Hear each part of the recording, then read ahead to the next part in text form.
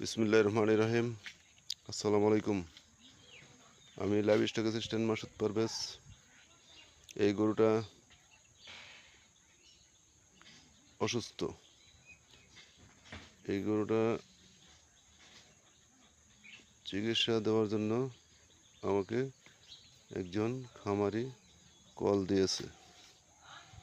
এখন আপনাদেরকে কি করতে হবে, এই গরুটা অসুস্থ, সেজন্য আমরা কি করব, এই গরুটার তাপমাত্রা দেখব, কত আছে তাপমাত্রা দেখে সেটার রোগ নির্ণয় করব।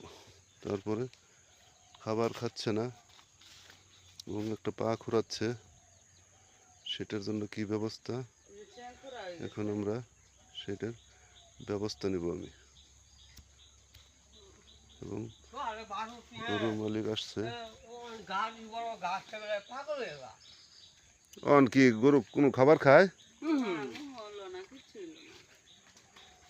আচ্ছা, আমি দেখতেছি একটু একটু একটু একটু দূরে গরুটা চিকিৎসা দেবো, এখন তাপমাত্রাটা দেখব।